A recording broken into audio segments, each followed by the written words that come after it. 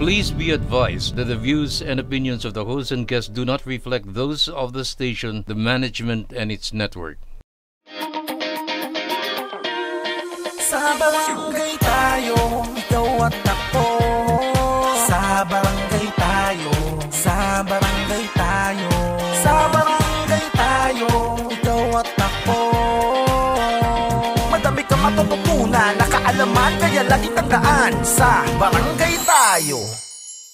Isang maganda at mapagpalang araw po sa inyong lahat mga kabarangay. Ako po ang inyong lingkod, SK Mai Salazar, at welcome po sa isa na namang araw ng makabuluhang talakayan para sa ikagaganda ng serbisyong barangay. Kasama pa rin ang ating pambansang kagawad, Kags Butch Serrano. Maraming salamat, SK Mai. Isang karangalan ang makasama kayo.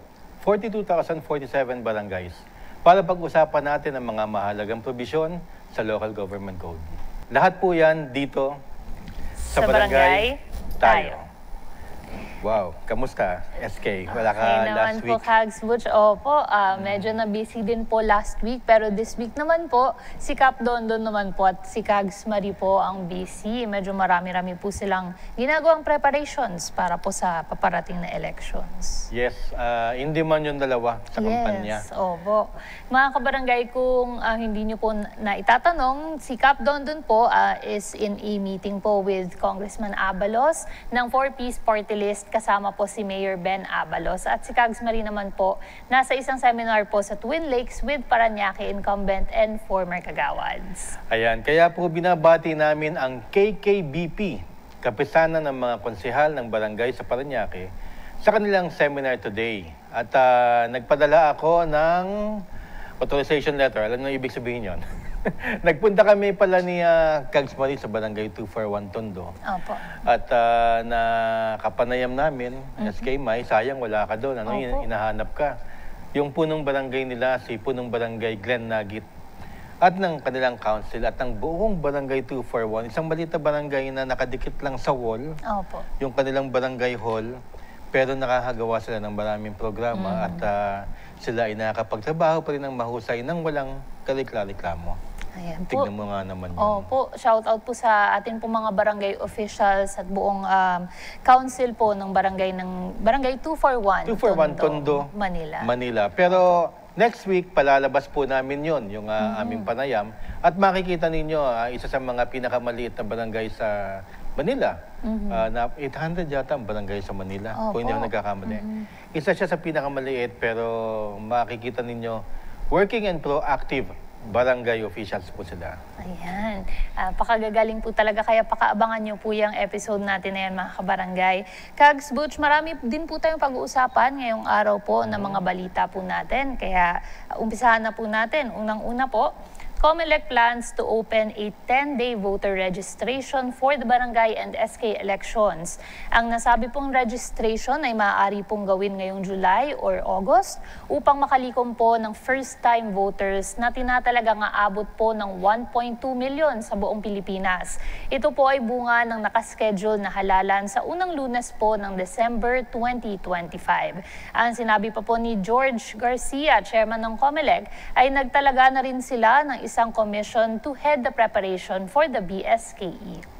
Thank you for that report, SK Mai. Yan pong report na yan ay lumabas po mismo sa Commission on Elections. Yes, opo. At sinabi nga po ni Chairman George Garcia, in lieu of a law na extending barangay officials o yung term setting na yan na tumulong nga siya kay Senator Amy at kay Speaker Romualdez na sumang-ayon siya doon, pero hindi po naipasa. In lieu of a law, hanggat walang batas, ay sila ay nagpe-prepare for the December 2025. Baka kasi sabihin na naman ng ating mga kabarangay SK Mai, pinangungunahan natin sila. Pero no, actually pinangungunahan na ng Commission on Elections para nga naman, kung sakali talagang matuloy, handang-handa sila. Ayan po, malinaw na malinaw tayo dyan, mga kabarangay. Uulitin lang po natin dahil po wala pa pong naipapasa na batas tungkol po sa term setting at pati na rin po sa magiging extension po ng ating mga incumbents at mga barangay officials. Tuloy po pa po ang ating December 2025 BSKE. Ayan. Ayan po, kasunod Bakit naman blooming na blooming kay SK May? nakapagpahinga po siguro. Ayan, yes. Tama yan. Hindi ko man lang po dininay. Pero ayan po, ang kasunod naman po natin na ibabahagi sa ating mga kabarangay, speaking of registration mga kabarangay, ito naman po ang requirements po ng COMELEC pagdating po sa pagpaparehistro. Unahin na po natin for regular voters. Siyempre po, unang-una, must be a Filipino citizen who is 18 years old on or before the election. Pangalawa po, living in the Philippines for at least 1 year. At sa kanila pong barangay, living in the barangay 6 months before the barangay elections. Ayan, thank you. Para hindi tayo malito, ang eligibility for regular voters, yan po yung mga bumoboto sa kapitan at mga hagawad. At halos pareho rin ang qualifications ang regular voter sa ating mga kapitan at saka mga hagawad. Wala nga lang dining able to read and write. So yun lang ang difference. Okay po, maraming salamat Kags Butch. Ang kasunod naman po para sa ating mga SK or Sangguniang Kabataan voters, pareho pa rin po, must be a Filipino citizen and then at least 15 years old but not older than 30 years old bago po mag-SK elections. And then of course, living in the barangay for not less than 6 months bago mag-SK elections. Ang mga kailangan po nating dalhin sa pagpaparehistro ay ang atin pong mga valid IDs. Ano-ano po yung mga tinatanggap dyan? National ID or yung PhilSys ID po natin, driver's license, SSS, NBI clearance, passport at barangay ID with photo. Ang atin pong mga company IDs are not accepted and you must bring more than one ID and a form po na na-fill upan na po ninyo. Ayan, dun sa mga magtatanong SK May kung saan kami magpaparehistro bago kami voter. Of course, kung nasa mga probinsya kayo, meron kayong COMELEC lokal ninyo. Doon lang ho kayo pupunta. Bandang July or August ang plano ni Chairman George Garcia. Ngayon magko-comment lang ako kasi baka akala ninyo registration of new voters lang. Hindi. Pwede rin kayong magpa-transfer of registration. Ibig sabihin, dati bumoboto kayo sa Manila, umuwi na kayo sa probinsya at pwede kayong magpa-transfer. Papaayos na lang po yan. Reactivation. Halimbawa, 2 beses kayong hindi bumoto. So tinanggal na ho kayo. I'm not sure kung 2 beses o 3 beses kayong hindi bumoto pero pag 2 beses kayong hindi bumoto, yun na lang para safe tayo. Hindi ka na activated. Dinideactivate ka na ng Commission on Election. Kailangan mong magpa-rehistro, reactivate. Okay? Tapos yung collection of entries, halimbawa ikaw dati si Miss May Salazar, pero nag-asawa ka na, naging Miss May Salazar, Serrano ka na, ayan, naginip na naman si Butch. Or change of status, pwede po yan. At saka syempre, transfer to local from overseas. Halimbawa, dito ka nakatira pero OFW ka na at gusto mong bumoto, overseas voting registrant ka na dapat. So, magpapatransfer ka rin. Madali na naman po yun. Iisang form po lahat yon at pagkasabit ninyo, ipoprocess na ng Commission on Elections. Ayan po, maraming salamat Kags Butch and mga kabarangay. All that information and more ay makikita po dinyo sa COMELEC website. Ipa-flash po natin sa inyong screen yan, which is www.comelec.gov.ph. Ayan. Pagbati na po tayo at batiin natin na SK May, yung ating mga kaibigan. Opo. Unang-una po, pagbati po sa mga taga-barangay 241 Tondo, Manila, sa kanila pong sangguniang barangay, buong council at ang kanila pong mga constituents. Hello po sa inyo at maraming salamat po sa inyo pong pagsuporta sa ating programa.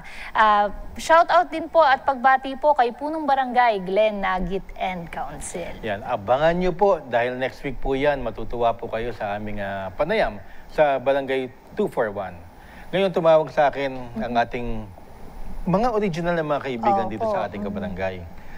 Naging Chief of Staff siya ni Yusek Martin Dino nung si Yusek po ay nasa DILG.